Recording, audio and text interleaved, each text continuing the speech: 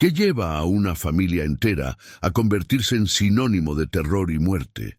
Esta es la historia de los hermanos Arellano Félix, quienes transformaron Tijuana en una de las ciudades más violentas de México y construyeron un imperio criminal que dejó cicatrices que aún sangran. Esta es una historia con fines educativos para comprender las consecuencias del crimen y las decisiones humanas. La familia Arellano Félix no nació en mansiones ni con privilegios extremos. Nacieron en Culiacán, Sinaloa, una región donde la pobreza rural y la falta de oportunidades empujaban a muchos jóvenes hacia caminos peligrosos. Eran 10 hermanos en total, hijos de una familia que luchaba por sobrevivir en un México donde las opciones eran limitadas y las tentaciones del narcotráfico brillaban como oro falso. Benjamín Arellano Félix, nacido el 12 de marzo de 1952, fue el primero de estos hermanos que vio en el crimen organizado no una salida temporal, sino en la década de los 70, cuando México apenas comenzaba a convertirse en un corredor estratégico para el tráfico de drogas hacia Estados Unidos. Benjamín conoció a través de su hermano mayor, Francisco Rafael, a un hombre que cambiaría su vida, Javier Caro Payán, uno de los principales lugartenientes de Miguel Ángel Félix Gallardo, conocido como el jefe de jefes. Félix Gallardo controlaba el Cártel de Guadalajara, una organización que en los años 80 llegó a monopolizar casi todo el contrabando de drogas desde México hacia Estados Unidos. Benjamín no era el típico narco impulsivo, era calculador, frío, un hombre que entendía que el poder no se gritaba, se acumulaba silenciosamente. En sus viajes frecuentes a Tijuana, ciudad fronteriza estratégica de Baja California, se encontró con otro sinaloense, Jesús Labra Avilés, su tío. Entre jefe y familiar, Benjamín comenzó a acumular un discreto poder que crecía gracias a sus ambiciones y, lo más peligroso, a sus traiciones. Si esta historia te está resonando, suscríbete a Voces que Vencen y comenta desde dónde nos ves. Tu apoyo nos impulsa a seguir compartiendo estas voces. El abril de 1989 marcó un punto de quiebre en la historia del narcotráfico mexicano. Miguel Ángel Félix Gallardo fue detenido después de que su organización cometiera un error fatal: el secuestro y asesinato del agente infiltrado de la DEA, Enrique Kiki Camarena. Este crimen desató la furia de Estados Unidos, que presionó al gobierno de México para desmantelar el Cártel de Guadalajara. Sabiéndose acabado, Félix Gallardo convocó a través de un personero a una cumbre de narcos en Acapulco. Ahí estaban sus principales operadores y les repartió el país como si fuera un pastel. Tijuana fue entregada a Caro Payán, pero el joven y ambicioso Benjamín Arellano Félix ya codiciaba ese puesto. Los rumores que circulan en el bajo mundo criminal dicen que Benjamín traicionó a su propio jefe, dando al gobierno mexicano la ubicación de Caro Payán. 2 meses después de ser ungido como el encargado criminal de Tijuana, Caro Payán fue detenido en Canadá. El supuesto quedó en manos de Jesús Labra y Benjamín, pero Benjamín no quería compartir, quería reinar. Y para reinar necesitaba a su familia. Convocó a sus hermanos, especialmente a Ramón Eduardo Arellano Félix, nacido el 31 de agosto de 1964. Un hombre completamente diferente a Benjamín. Mientras Benjamín era cerebral y estratégico, Ramón era explosivo, violento. Un hombre al que el poder criminal le atraía particularmente por la posibilidad de ejercer violencia sin que nadie pudiera tocarlo. Juntos, estos 2 hermanos formaron un binomio letal. Benjamín pensaba, Ramón ejecutaba. Durante la década de 1990 y los primeros años de los 2000, la familia Arellano Félix se posicionó como una de las más poderosas organizaciones criminales de México. El Cártel de Tijuana, también conocido como Cártel de los Arellano Félix, no era simplemente un grupo criminal, era una empresa familiar donde el poder se repartía entre hermanos. Francisco Rafael, Ramón, Benjamín, Eduardo, Francisco Javier el Tigrillo y Enedina Arellano Félix conformaban el núcleo duro de la organización. Cada uno tenía un rol específico. Benjamín manejaba la estrategia y las relaciones políticas. Ramón dirigía las operaciones de sicariato y violencia.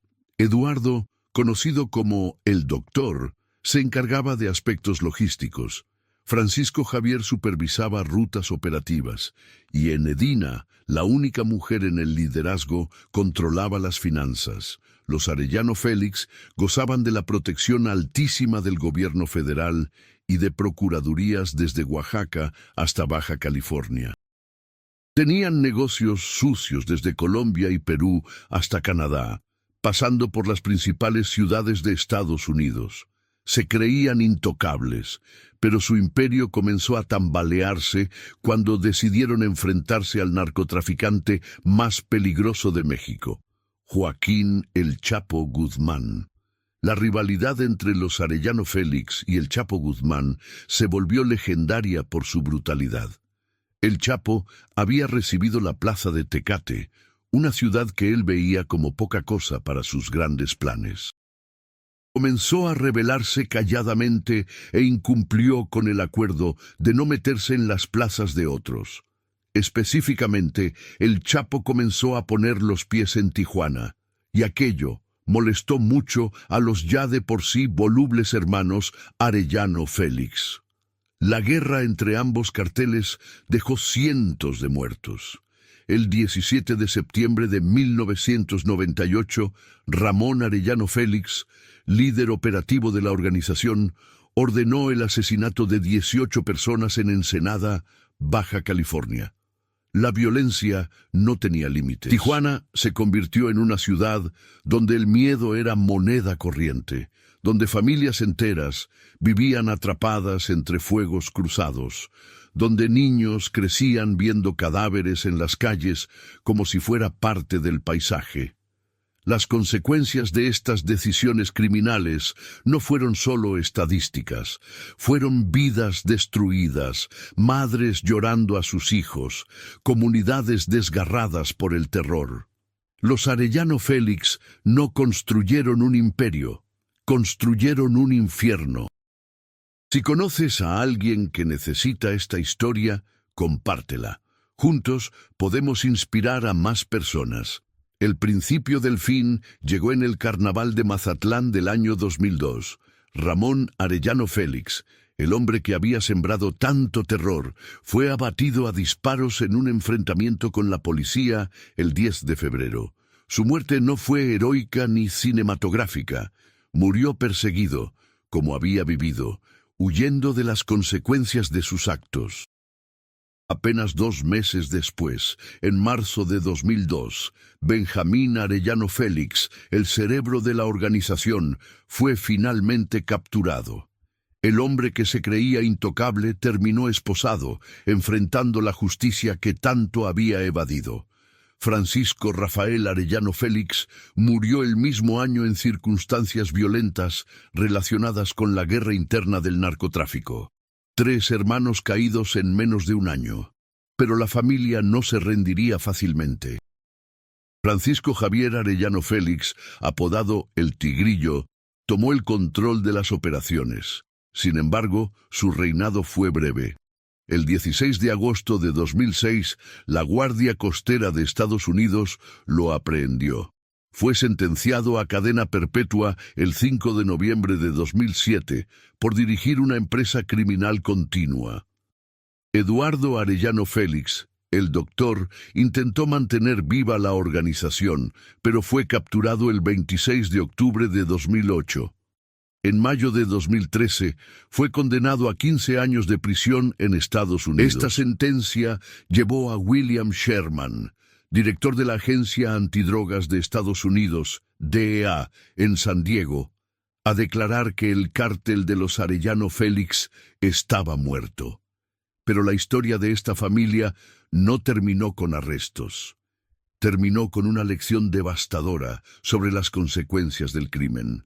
Enedina Arellano Félix asumió el liderazgo financiero, mientras su hijo Luis Fernando Sánchez Arellano, conocido como el ingeniero, tomó el control operativo en 2008. Sin embargo, el 24 de junio de 2014 fue capturado en su casa de Tijuana mientras veía un partido de la selección mexicana en el marco del Mundial de Brasil. La imagen es irónica y triste. Un hombre que heredó un imperio criminal siendo arrestado mientras veía fútbol, como cualquier mexicano común. Aunque el cártel de Tijuana todavía tiene influencia en la ciudad fronteriza, está muy debilitado. La familia Arellano Félix perdió el control absoluto de su organización. Llegaron jefes de plaza que mantuvieron vivo al cártel, pero ya no con la relevancia que alguna vez tuvo. La pregunta que queda es, ¿valió la pena? Hermanos muertos, hermanos en prisión de por vida en cárceles extranjeras, sobrinos arrestados, una ciudad manchada de sangre inocente, miles de familias destruidas. El legado de los Arellano Félix no es de grandeza, sino de tragedia. Es el recordatorio de que el poder construido sobre la violencia siempre termina colapsando sobre sí mismo. Es la evidencia de que las decisiones criminales no solo destruyen a quienes las cometen, sino a generaciones enteras. Los hermanos Arellano Félix creyeron que podían dominar a México con miedo, pero el miedo, como todo lo que siembran, eventualmente se cosecha, y ellos cosecharon prisión, muerte y un nombre que será recordado no como sinónimo de éxito, sino como advertencia.